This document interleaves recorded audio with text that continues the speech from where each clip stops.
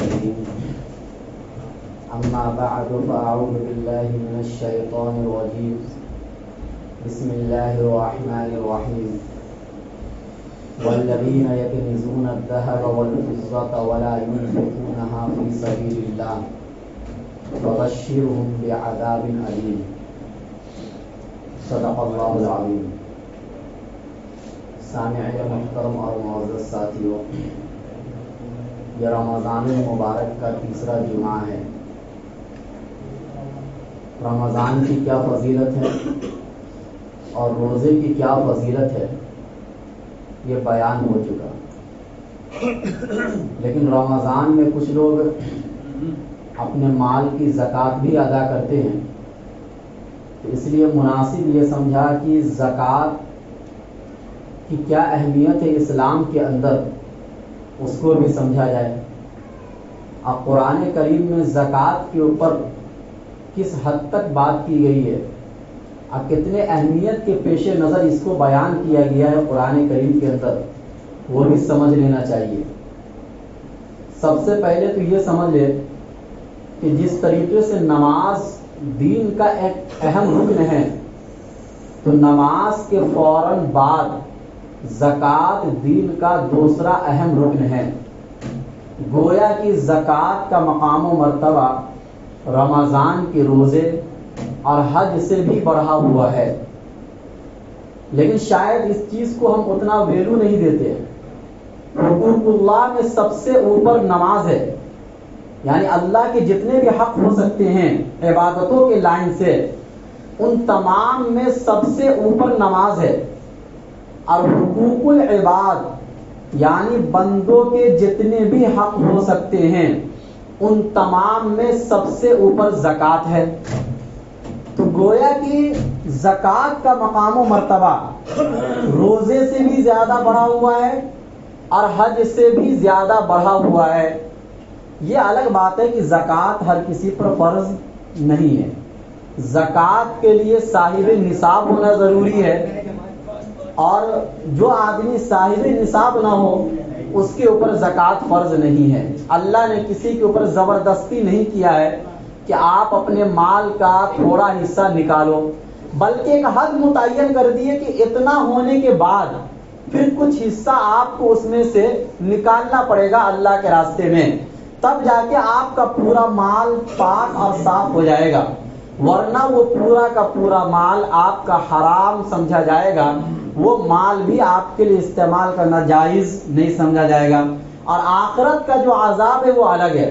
قرآن کریم میں تقریباً 31 یا 32 مرتبہ نماز کے ساتھ اللہ نے زکوٰۃ کا ذکر کیا ہے، اور ڈائریکٹ حکم دیا ہے اقیموا الصلاۃ وآتوا الزکاۃ، نماز قائم کرو اور زکوٰۃ ادا کرو. اور اس کے علاوہ سینکڑوں جگہوں پر اللہ تعالیٰ نے یہ کہا کہ جو مال ہم نے تم کو دیا ہے اس میں سے تم خرچ کرو. یہ تقریباً سینکڑوں جگہ پر ہے. قرآن کا کوئی پارہ اور ہر 5 پیج یا 6 پیج کے بعد کوئی پیج ایسا نہیں آتا ہے کہ جس میں اللہ نے ہم مسلمانوں کو خرچ کرنے کا حکم نہ دیا ہو. ہر پارے میں آپ کو ملے گا، ہر صفحے پر آپ کو ملے گا کسی نہ کسی درجے میں، کیونکہ اللہ تعالیٰ کے یہاں غریبوں کی مدد کرنا اور غریبوں کو کھلانے کی بہت زیادہ اہمیت ہے. لہذا رمضان کے مہینے میں لوگ زکوٰۃ اس لیے بھی نکالتے ہیں کہ ایک مرتبہ اللہ کے نبی صلی اللہ علیہ وسلم سے سوال ہوا کہ ایُّ الصدقۃ افضل، کہ کون سا صدقہ افضل ہے. صدقہ سے مراد صدقہ فطر نہیں ہوتا ہے، بلکہ ہر وہ خرچ جو اللہ کی رضا کے لیے کیا جائے اس کو صدقہ اور زکوٰۃ بولا جاتا ہے. تو فرمایا افضل الصدقۃ، یعنی کون سا صدقہ افضل ہے. اللہ کے نبی صلی اللہ علیہ وسلم نے فرمایا صدقۃ فی رمضان، رمضان میں صدقہ کرنا یہ سب سے افضل ہے. رمضان میں صدقہ کرنا یہ سب سے افضل ہے. اور دوسرے بخاری کی حدیث میں یہ آتا ہے کہ اللہ کے نبی صلی اللہ علیہ وسلم سب سے زیادہ سخی تھے اس کائنات میں، لیکن رمضان کے مہینے میں سخاوت کا دروازہ بے انتہا کھول دیا کرتے تھے. یعنی سب سے زیادہ سخاوت اللہ کے نبی صلی اللہ علیہ وسلم رمضان کے مہینے میں کرتے تھے. تو ان دو حدیثوں کی بنیاد پر ہمیں بھی چاہیے کہ رمضان کے مہینے میں صدقہ و خیرات سب سے زیادہ کرے، اور اگر زکوٰۃ بھی نکالنا ہو تو اس مہینے میں سب سے زیادہ نکالے تاکہ اس کا اجر و ثواب بڑھ جائے۔ دیکھو رمضان کے مہینے میں آپ اسلام کے کئی اہم رکن کو ادا کر سکتے ہیں ایک وقت میں۔ رمضان کا روزہ یہ بھی اسلام کا ایک اہم رکن ہے، نماز پڑھتے ہی ہیں، نماز خود ایک اہم رکن ہے۔ اگر آپ زکوٰۃ بھی دے دیں گے تو تیسرا اہم رکن بھی اس رمضان کے مہینے میں ادا ہو جائے گا، اور ایمان بھی اسلام کے آنے کے اندر ایک اہم رکن ہے۔ تو گویا کہ جس حدیث میں جو یہ کہا گیا کہ اسلام کی بنیاد 5 چیزوں پر ہے، ان میں سے 4 کام تو آپ بیک وقت رمضان میں کر سکتے ہیں۔ باقی رہا حج، تو حج کے لیے تو الگ مہینہ ہے، اور وہ ہر کسی پر واجب بھی نہیں ہے، فرض بھی نہیں ہے، وہ تو جس پر زکوٰۃ فرض ہے اس سے بھی اوپر کی چیز ہے۔ جو صاحب استطاعت ہو اس کے اوپر حج فرض ہے، ہر صاحب نصاب پر حج فرض نہیں ہوتا۔ بہرحال اللہ کے نبی صلی اللہ علیہ وسلم نے یہ فرمایا کہ افضل صدقہ اور صدقے کا سب سے زیادہ ثواب اگر آپ کو پانا ہے تو آپ رمضان کے مہینے میں زکوٰۃ ادا کرو۔ اچھا، زکوٰۃ کے اوپر اگر ہم غور کرتے ہیں قرآن کریم کی روشنی میں، تو زکوٰۃ بھی ہر امت میں فرض رہا ہے، نماز کی طرح اور روزے کی طرح۔ چنانچہ حضرت عیسیٰ علیہ السلام جب بولنا شروع کیے سب سے پہلے تو انہوں نے کیا کہا کہ وَأَوْصَانِي بِالصَّلَاةِ وَالزَّكَاةِ مَا دُمْتُ حَيًّا، کہ اللہ نے مجھے نماز کا اور زکوٰۃ کا حکم دیا ہے جب تک میں زندہ رہوں۔ اور حضرت اسماعیل علیہ السلام کے بارے میں قرآن میں آتا ہے کہ وَكَانَ يَأْمُرُ أَهْلَهُ بِالصَّلَاةِ وَالزَّكَاةِ، کہ حضرت اسماعیل علیہ السلام اپنے گھر والوں کو نماز اور زکوٰۃ کا حکم دیتے تھے۔ ایک جگہ پر اللہ تعالیٰ نے بہت سے پیغمبر کا ذکر کیا سورۃ الانبیاء کے اندر، اور اس کے بعد یہ فرمایا وَأَوْحَيْنَا إِلَيْهِمْ فِعْلَ الْخَيْرَاتِ وَإِقَامَ الصَّلَاةِ وَإِيتَاءَ الزَّكَاةِ وَكَانُوا لَنَا عَابِدِينَ، کہ یہ تمام کے تمام پیغمبر نماز قائم کرتے تھے اور زکوٰۃ ادا کرتے تھے اور ہماری عبادت کرتے تھے۔ تو اس سے یہ پتہ چلا کہ دنیا میں کوئی بھی پیغمبر ایسے نہیں گزرے ہیں کہ جنہوں نے اپنی امت کو نماز اور زکوٰۃ کا حکم نہ دیا ہو۔ یہ الگ بات ہے کہ ہر امت میں اس کی تفصیل الگ رہی ہے، نماز کی تفصیل الگ رہی ہے، اس کے احکام الگ رہے ہیں، یا اسی طریقے سے زکوٰۃ کے احکام الگ تھے۔ جیسے کہ بنی اسرائیل کے اندر زکوٰۃ کو اللہ نے فرض کیا 100 روپے میں سے 40 روپیہ، اور اس امت میں بھی زکوٰۃ فرض ہے لیکن 100 روپے میں 2.5 روپیہ، اور ان کے 40 روپے خرچ کرنے پر بھی اتنا ثواب نہیں جتنا اس امت کے 2.5 روپیہ خرچ کرنے پر ثواب ملتا ہے۔ تو یہ اللہ تعالیٰ نے ہمیں موقع دیا ہے اس امت میں پیدا فرما کر ہر عبادت کا اجر و ثواب بڑھا کر۔ روزے پہلی امت میں بھی فرض تھے، لیکن اس امت میں روزے کو فرض کیا تو الگ طریقے سے، اس کا اجر و ثواب اتنا بڑھا دیا کہ اللہ نے کہا کہ یہ کسی کو معلوم ہی نہیں ہے کتنا اجر و ثواب ہے، یہ میں قیامت کے دن دوں گا کہ وَالصَّوْمُ لِي وَأَنَا أَجْزِي بِهِ، کہ روزہ میرے لیے ہے اور میں خود روزے کا بدلہ دوں گا۔ قرآن میں اللہ تعالیٰ نے ایک جگہ فرمایا وَأَقِيمُوا الصَّلَاةَ وَآتُوا الزَّكَاةَ، کہ نماز قائم کرو اور زکوٰۃ ادا کرو۔ اچھا، غور کرنے والی بات یہ ہے کہ قرآن میں ہر جگہ آخر اللہ یہ کیوں فرماتے ہیں کہ نماز قائم کرو اور زکوٰۃ ادا کرو؟ باقی عبادتوں کا ذکر اللہ بار بار نہیں کرتے ہیں۔ رمضان کے مہینے میں روزہ رکھنا اتنا اہم ہے، لیکن اللہ نے صرف غالباً وہی 1-2 پیج میں اس کا ذکر کیا، اس کے بعد روزے کا ذکر پورے قرآن کریم میں نہیں ہے۔ اسی طرح حج اتنی اہم عبادت ہے، لیکن اللہ تعالیٰ نے اس کا ذکر بھی 1 یا 2 یا 3 جگہ پر غالباً کیا، اور اس کے بعد پورے قرآن کریم میں حج کا ذکر نہیں کیا۔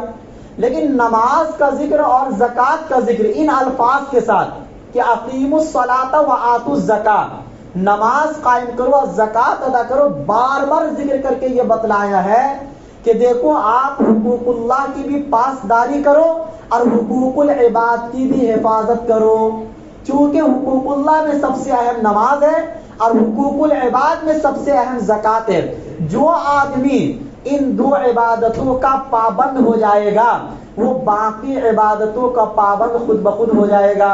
اور جن کے اندر سب کچھ پایا جاتا ہو لیکن نماز کی پابندی اور زکوٰۃ کی ادائیگی اس کی زندگی میں نہیں ہے تو باقی عبادتوں کو اچھے طریقے سے نہیں کر سکتا.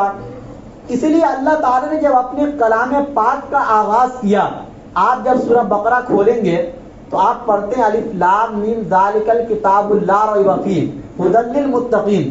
یہ تو ایک ہیڈنگ ہو گئی کہ بھائی قرآن کریم متقیوں کے لیے ہدایت ہے، لیکن سب سے پہلا حکم جو اس کلام پاک نے ہمیں دیا ہے، اگلی آیت جب پڑھو گے تو الذین یقیمون الصلاۃ ویؤتون الزکاۃ، کہ اللہ تعالی وہ لوگ کہ جو نماز کو قائم کرتے ہیں اور زکوٰۃ کو ادا کرتے ہیں، یعنی خرچ کرتے اس میں سے جو ہم نے ان کو دیا ہے. اللہ نے اپنے کلام پاک میں سورہ بقرہ کے اندر جو سب سے پہلا حکم دیا ہے اور جو سب سے پہلی آیت اتری ہے کسی عبادت کے بارے میں تو وہ نماز اور زکوٰۃ ہے.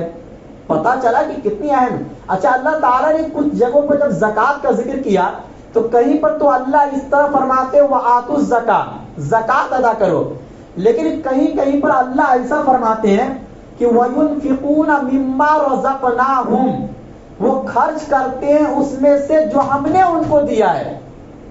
یعنی جو مال آپ کماتے ہیں وہ مال آپ کو بظاہر ایسا لگتا ہے کہ آپ اپنی محنت سے کما رہے ہیں یا آپ کا مال ہے، لیکن اللہ نے قرآن کریم میں جگہ جگہ پر اس مال کی نسبت کو آپ سے ختم کر دیا، آپ سے نفی کر دیا اور یہ کہا کہ یہ آپ کا مال نہیں ہے، یہ میرا ہی مال ہے.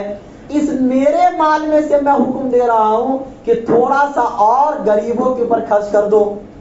چنانچہ قرآن کریم کے اندر ایک جگہ فرمایا یا ایھا الذین آمنوا انفقوا مما رزقناکم من قبل ان یاتی یوم لا بیع فیہ ولا خلۃ ولا شفاعہ، کہ اے ایمان والو تم خرچ کرو اس میں سے جو ہم نے تم کو دیا ہے، قبل اس کے کہ ایسا دن آ جائے جس دن نہ کوئی خرید و فروخت کام آئے گی، نہ کوئی دوستی کام آئے گی اور نہ کوئی سفارش کام آئے گی. یہ مال جو آپ نے آگے بھیج دیا تب تو یہ مال قیامت کے دن کام آئے گا اور اللہ تعالیٰ اس کو حفاظت کر کے آپ کے لیے رکھیں گے. لیکن جس مال کو آپ نے کھا لیا اور آگے کے لیے کچھ بھی نہیں بھیجا تو یہ مال آپ کے لیے وبال جان بن جائے گا. چنانچہ اچھا یہ بات کہ یہ مال آپ کا نہیں ہے یہ کیسے سمجھ میں آئے گا؟ وہ اس طریقے سے سمجھ میں آئے گا کہ اگر مال کا کمانا خود انسان کے اپنے اختیار میں ہوتا، یعنی یہ تو ہے کہ آپ محنت کرو گے جبھی مال ملے گا، اتنا تو یقینی ہے، بغیر محنت کے آپ کو مال نہیں ملے گا، لیکن محنت کرنے کے بعد آپ بہت زیادہ کما لیں گے یہ آپ کے اختیار میں ہے نہیں ہے. ورنہ ہر انسان تو یہی چاہتا ہے کہ میں مالدار بن جاؤں، لیکن کیا ہر انسان مالدار بن سکتا ہے اپنے اختیار سے؟ انسان کا مالدار بننا خود انسان کے اختیار میں نہیں ہے. آپ حلال طریقے سے بھی زیادہ مالدار نہیں بن سکتے ہیں اور حرام طریقے سے بھی کما کر آپ اتنے مالدار نہیں بن سکتے ہیں. جتنا اللہ چاہ رہا ہے آپ اتنے ہی تک بڑھ سکتے، اس کے آگے تجاوز نہیں کر سکتے. ورنہ آج بہت سے لوگ غلط طریقے سے کما رہے لیکن پھر بھی پریشان ہیں پیسوں کے لحاظ سے. اسی چیز کو اللہ تعالیٰ نے قرآن کریم میں فرمایا کہ وَلَوْ بَسَطَ اللَّهُ الرِّزْقَ لِعِبَادِهِ لَبَغَوْا فِي الْأَرْضِ، کہ اللہ اگر رزق کا دروازہ سب کے لیے بہت زیادہ اگر کھول کے رکھ دیتے تو زمین میں فساد برپا ہو جاتا، ہر انسان دوسرے انسان پر ظلم و زیادتی کرتا اور کوئی کسی کی بات نہیں مانتا. چنانچہ پھر اللہ نے فرمایا نحن قسمنا بینہم معیشتہم فی الحیات الدنیا، کہ ہم نے دنیاوی زندگی کے اندر ان کی روزی کو تقسیم کر دیا. اور ورفعنا بعضهم فوق بعض لیتخذ بعضهم بعضا سخریا، اور ہم نے ایک کو دوسرے سے اوپر رکھا، کسی کو ہم نے امیر بنایا کسی کو ہم نے غریب بنایا. یہ اس لیے بنایا تاکہ ہر انسان کا ایک دوسرے سے کام چلتا رہے. یہ حکمت اللہ تعالی نے بیان کی امیری اور غریبی کی. لیکن اللہ تعالیٰ نے جن کو غریب بنایا ان کے مال کے بارے میں کوئی حکم نازل نہیں فرمایا، لیکن اللہ نے جن کو امیر بنایا یا جن کو صاحب نصاب بنایا تو اللہ تعالیٰ نے ان کے مال کے بارے میں حکم دیا کہ میرے نزدیک یہ سب سے بڑی عبادت ہے نماز کے بعد کہ آپ اپنے مال میں سے کچھ حصہ اللہ کے راستے میں نکالو، اور یہ مال جو آپ نکالو گے یہ ضائع نہیں ہوتا ہے۔ چنانچہ قرآن کریم میں ایک جگہ پر اللہ تعالیٰ نے فرمایا کہ وَمَا آتَيْتُم مِّن زَكَاةٍ تُرِيدُونَ وَجْهَ اللَّهِ فَأُولَٰئِكَ هُمُ الْمُضْعِفُونَ، کہ جو زکوٰۃ تم نکالتے ہو بشرطے کہ اللہ کی رضا کے لیے نکالتے ہو تو اللہ اس کو کئی گنا بڑھا کر آپ کو دے گا۔ زکوٰۃ کی مثال تو اللہ تعالیٰ نے قرآن کریم میں بیان فرمائی کہ مثل الذین ينفقون اموالهم فی سبیل اللہ کمثل حبۃ انبتت سبع سنابل فی کل سنبلۃ مئۃ حبۃ واللہ یضاعف لمن یشاء، کہ ان لوگوں کی مثال جو اپنے مالوں کو اللہ کے راستے میں خرچ کرتے ہیں اس ایک گیہوں کے دانے کی طرح ہے جس کو آپ نے زمین میں ڈالا اور ہر گیہوں سے 100 بالیاں نکلی، اور پھر اللہ اس کو چاہے تو کتنا گنا بھی بڑھا سکتے ہیں۔ یعنی اگر 1 روپیہ آپ نے اللہ کے راستے میں دیا، صدق دل سے آپ نے دیا، اخلاص کے ساتھ دیا، تو اللہ 1 روپے کا 700 روپیہ دیں گے، اور اگر اس میں اخلاص بہت زیادہ ہے آپ کے 1 روپیہ ادا کرنے میں تو اس 700 کو بھی اتنا بڑھائیں گے کہ جس کو اللہ جانتا اس کے علاوہ کوئی اور نہیں جانتا۔ تو یہ اللہ تعالیٰ مثال دے رہے ہیں زکوٰۃ کی اور صدقات کی۔ اسی طرح ایک جگہ پر اللہ تعالیٰ نے فرمایا کہ اگر آپ اللہ کی رحمت کے امیدوار ہیں اور آپ یہ چاہتے ہیں کہ اللہ تعالیٰ اپنی مہربانی کا معاملہ آپ کے اوپر کرے، تو اللہ نے قرآن کریم میں فرمایا کہ وَرَحْمَتِي وَسِعَتْ كُلَّ شَيْءٍ، کہ میری رحمت، میری مہربانی ہر چیز کو وسیع ہے، لیکن فَسَأَكْتُبُهَا لِلَّذِينَ يَتَّقُونَ وَيُؤْتُونَ الزَّكَاةَ، کہ یہ میری رحمت ان لوگوں کے لیے ہے جو تقوی اختیار کرتے ہیں اور زکوٰۃ ادا کرتے ہیں۔ یہاں پر تو اللہ تعالیٰ نے نماز کا بھی ذکر نہیں کیا، ڈائریکٹ زکوٰۃ کا ذکر کیا۔ ایک جگہ پر اللہ تعالیٰ نے فرمایا وَيُقِيمُونَ الصَّلَاةَ وَيُؤْتُونَ الزَّكَاةَ أُولَٰئِكَ سَيَرْحَمُهُمُ اللَّهُ، کہ وہ لوگ جو نماز ادا کرتے ہیں اور زکوٰۃ ادا کرتے ہیں اللہ بہت جلد ان پر اپنی مہربانی کا معاملہ فرمائے گا۔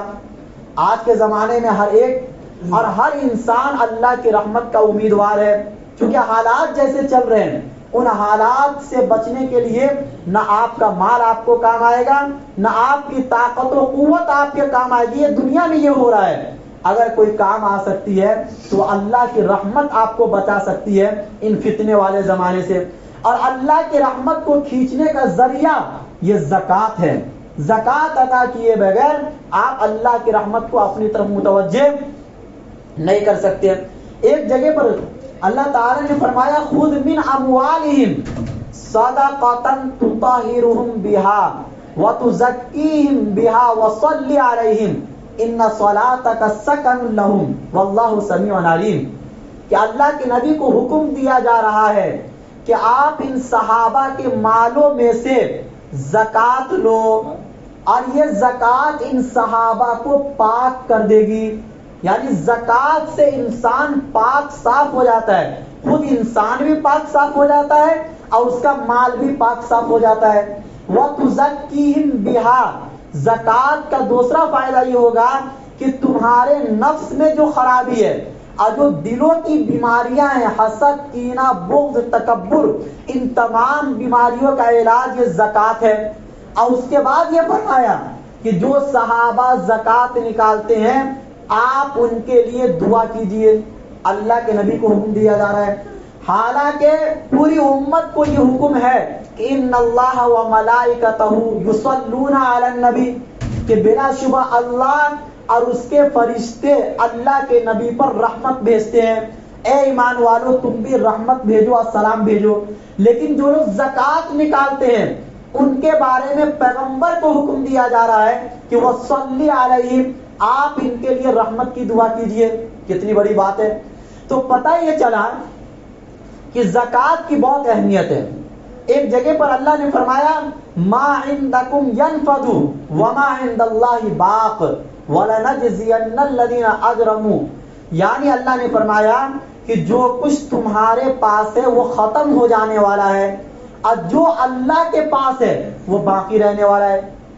یعنی جو آپ نے کھا لیا، جو آپ نے پی لیا، یہ تو آپ نے ختم کر دیا، لیکن جو آپ نے آگے کے لیے بھیج دیا وہ ایسے بینک میں چلا گیا کہ جس کے ضائع ہونے کا کوئی اندیشہ نہیں ہے۔ اسی چیز کو اللہ تعالیٰ نے دوسری جگہ پر فرمایا، ان الذین یتلون کتاب اللہ واقاموا الصلاۃ وینفقوا مما رزقناہم، کہ اللہ تعالیٰ نے فرمایا کہ بلا شبہ وہ لوگ جو اللہ کی کتابوں کی تلاوت کرتے ہیں، نماز قائم کرتے ہیں، زکوٰۃ ادا کرتے ہیں، کہ وہ ایسی تجارت کے امیدوار ہیں جو تجارت کبھی بھی ختم ہونے والی نہیں ہے، جس میں نقصان کا کبھی بھی کوئی اندیشہ نہیں کیا جا سکتا۔ تو پتہ یہ چلا کہ جو مال آپ نے آگے کے لیے بھیجا وہ آپ کا ہے۔ جو مال ابھی دنیا میں آپ کے بینک میں موجود ہے یا آپ کے گھروں میں موجود ہے، یا جو سونا چاندی آپ نے اپنے لیے رکھا ہے، یہ حقیقت میں آپ کا نہیں، آپ کے وارثوں کا ہے، آپ کے بچوں کا ہے، آپ کی بیویوں کا ہے، آپ کا اپنا نہیں ہے۔ ابھی اگر آپ کا انتقال ہو گیا فوراً تو وہ مال آپ کے کسی کام کا نہیں ہوگا۔ یہی وجہ ہے کہ ہر انسان اپنے موت کے وقت صدقہ اور زکوٰۃ کی تمنا کرتا ہے۔ ہر انسان اپنے موت کے وقت زکوٰۃ اور صدقات کرنے کی تمنا کرتا ہے۔ یہ بات خود اللہ نے قرآن کریم میں فرمایا۔ چنانچہ 28ویں پارے میں اللہ نے فرمایا، یا ایھا الذین آمنوا لا تلھکم اموالکم ولا اولادکم عن ذکر اللہ، کہ اے ایمان والو تم کو تمہارا مال اور تمہاری اولاد اللہ کے ذکر سے غافل نہ کر دے۔ بہت زیادہ مال کمانا اور اس میں سے زکوٰۃ نہ نکالنا، یہ اللہ کے ذکر سے غافل کر دینے والی بات ہے۔ وَمَن يَفْعَلْ ذَلِكَ فَأُولَٰئِكَ هُمُ الْخَاسِرُونَ، اور جو ایسا کرے گا وہ وہی لوگ نقصان اٹھانے والے ہیں۔ اور اس کے بعد اللہ نے فرمایا، وَأَنفِقُوا مِمَّا رَزَقْنَاكُم مِّن قَبْلِ أَن يَأْتِيَ أَحَدَكُمُ الْمَوْتُ، کہ تم خرچ کرو اس میں سے جو ہم نے تم کو دیا ہے، قبل اس کے کہ موت آ جائے۔ موت کے آنے سے پہلے پہلے آپ کو خرچ کرنا ہے۔ فَيَقُولُ لَوْلَا أَخَّرْتَنِي إِلَىٰ أَجَلٍ قَرِيبٍ، ہر انسان موت کے وقت یہ تمنا کرتا ہے کہ اللہ مجھے تھوڑی سی مہلت اور دے دیجئے، ایک دن کی صحیح لیکن مہلت دے دیجئے، فَأَصَّدَّقَ، تاکہ میں صدقہ کروں۔ تو اس آیت میں اللہ نے کیا بتایا کہ ہر انسان اپنے موت کے وقت جب اس کے ذہن میں وہ مال گھوم رہا ہوتا ہے جو اس نے بینک میں جمع کر کے رکھا ہے یا جو اس نے گھروں میں جمع کر کے رکھا ہے، پھر جب وہ جنت کے مناظر اور جہنم کے مناظر کو جب وہ دیکھتا ہے اپنی آنکھوں سے موت کے وقت، پھر اس کو یہ سمجھ میں آتا ہے کہ جو مال میں نے اپنے گھروں میں بچا کر رکھا ہے وہ مجھے کام آنے والا نہیں ہے، اس لیے ایک دن کا اگر آپ نے موقع دے دیا یا اللہ تو یہ میں پورا کا پورا مال ایک دن میں صدقہ کر دوں گا۔ یہی حقیقت اللہ کے نبی نے صحابہ کو سمجھائی اور صحابہ کو سمجھ میں آ گیا، اس لیے وہ دنیا سے بالکل بھی محبت نہیں کرتے تھے۔ چنانچہ اللہ کے نبی نے فرمایا، ما نقصت صدقۃ من مال، کہ صدقہ دینے سے کبھی بھی مال کم نہیں ہوتا، بلکہ مال میں دنیا میں بھی اضافہ ہوتا ہے اور آخرت میں تو اضافہ ہوگا ہی۔ اسی طریقے سے اللہ کے نبی نے فرمایا، وَالْيَدُ الْعُلْيَا خَيْرٌ مِّنْ يَدِ السُّفْلَىٰ، دینے والا ہاتھ بہتر ہے لینے والے ہاتھ سے۔ یہ تو زکوٰۃ کے بارے میں تفصیل ہوئی، لیکن آپ کے مال میں جو صاحب نصاب سے بھی اوپر لوگ ہیں ان کے مال میں زکوٰۃ کے علاوہ بھی حق ہے۔ یہ اللہ کے نبی صلی اللہ علیہ وسلم نے فرمایا کہ صرف زکوٰۃ نکال کر کے بیٹھ مت جاؤ، بلکہ زکوٰۃ کے علاوہ بھی آپ کے مالوں میں غریب، یتیم، مسکین، بیواؤں، رشتہ داروں، ماں باپ، بیوی، بال بچوں کا حق ہے اور بھی لوگوں کا حق ہے۔ پتہ، اور 18ویں پارے میں تو اللہ نے فرمایا کہ وَهُمْ لِلزَّكَاةِ فَاعِلُونَ، کہ کامیاب مومن وہ لوگ ہیں جو زکوٰۃ کی صفت کے ساتھ ہر وقت متصف رہتے ہیں۔ یعنی آپ میں زکوٰۃ کا جذبہ اور خرچ کرنے کا جذبہ کسی نہ کسی درجے میں ہر وقت رہنا چاہیے۔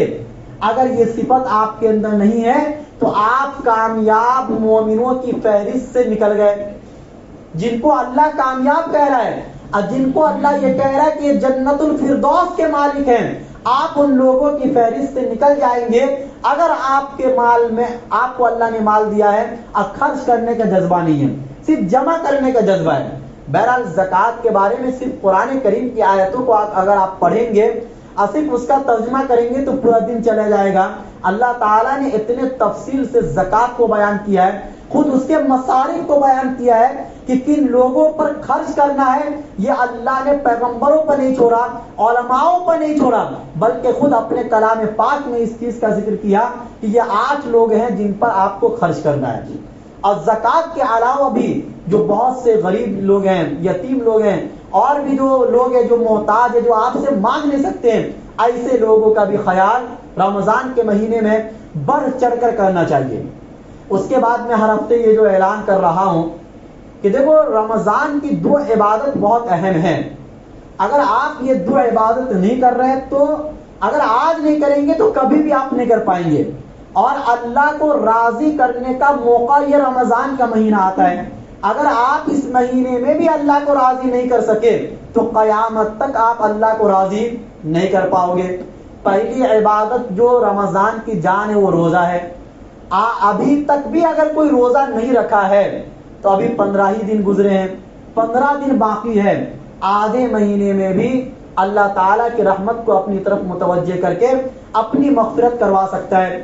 تو بہرحال جو لوگ روزہ نہیں رکھتے ہیں، صحت مند ہیں، تندرست ہیں، اللہ نے موقع دیا ہے، پھر بھی اگر نہیں رکھتے ہیں تو یہ بہت ہی بڑا گناہ کبیرہ ہے جس کی وجہ سے وہ جہنم میں جا سکتا ہے۔ اب دوسری اہم عبادت تراویح کی نماز ہے۔ اگر جس کو قرآن سے دلچسپی ہوگی، قرآن سے محبت ہے، جو پورے سال قرآن نہیں پڑھ سکتے ہیں، اگر وہ رمضان کے مہینے میں تراویح بھی نہیں پڑھتے ہیں تو بس یہی سمجھا جائے گا کہ آپ کو اللہ کے کلام سے کوئی بھی محبت اور دلچسپی نہیں ہے۔ آپ نہ پڑھ سکتے ہو نہ سن سکتے تو پھر کیا کرو گے؟ پھر آپ اللہ کے یہاں کیا جواب دو گے اللہ کے کلام کے بارے میں کہ تمہیں اتنا بھی موقع نہیں ملا تھا کہ سال میں ایک مرتبہ میں نے نظام ایسا بنایا تھا تراویح کا نظام اللہ نے بنا کر جو آپ کو دیا ہے، یہ اس لیے تو دیا ہے کہ تاکہ جو قرآن نہیں پڑھ سکتے ہیں یا جن کو پورے سال پڑھنے کا موقع نہیں ملتا ہے، رمضان کے ایک مہینے میں آپ مکمل قرآن ایک مرتبہ ایک امام کے پیچھے سن لو۔ اتنا بھی اگر آپ سے نہیں ہو سکتا ہے، آپ اتنا بھی اٹھک بیٹھک اللہ کے لیے نہیں کر سکتے ہیں تو اللہ آپ کے حال پر رحم کیسے فرمائے گا؟ تو رمضان کی 2 اہم عبادت، ان 2 عبادتوں کو ادا کیے بغیر آپ رمضان کا حق ادا نہیں کر سکتے ہیں۔ اور ابھی تک اگر کسی کو اس بارے میں کمی کوتاہی ہوئی ہے تراویح کے سلسلے میں یا روزے کے سلسلے میں تو وہ آج سے توبہ کرے اور آئندہ 15 دن مستقل مکمل نماز تراویح پڑھنے کی کوشش کرے۔ ایسا نہ ہو ابھی نماز میں سب جو پیچھے دیکھتے ہیں تو بہت کم پبلک ہوتی ہے، جو پہلے دن دوسرے دن تیسرے دن تھی وہ نہیں ہے، اور پھر آخر میں آئیں گے، کوئی 15 کو آ جائے گا، کوئی 20 کو آ جائے گا۔ تو اس طریقے سے عبادتیں نہیں ہوتی، یہ رسم ہے، یہ عبادت نہیں ہے۔ اللہ کو اس طریقے سے راضی نہیں کیا جا سکتا ہے۔ آپ اتنا بھی وقت اللہ تعالیٰ، وہ بھی رات کا وقت ہے جب آدمی کام سے فارغ ہو جاتا ہے، پھر آپ کو بستر پہ جا کے سونا ہے، مطلب آپ کو صرف سونے کی قربانی دینا، تھوڑا سا کتنا ٹائم لگتا ہے؟ 1 گھنٹہ بھی مشکل سے نہیں لگتا ہے ایک پارہ پڑھنے میں، اس میں پھر بہت سی چیزیں ہیں وطر وغیرہ، لیکن تراویح پڑھنے کا جو وقت ہے وہ 40 سے 45 منٹ میں آپ 20 رکعت مکمل کر لیتے ہیں۔ اگر آپ اتنا بھی نہیں کر سکتے وہ بھی سال میں ایک مرتبہ، تو آپ خود بتائیے کہ آپ کی مغفرت کیسے ہوگی؟ تو اللہ ہمیں خرچ کرنے کا جذبہ دے، ابھی سے شروع کر دے، آہستہ آہستہ خرچ کرنے کا، تاکہ بوجھ نہ پڑے۔ نمبر 2 نماز، اور نمبر 3 تراویح کی نماز کی پابندی کی توفیق نصیب فرمائے۔ وآخر دعوانا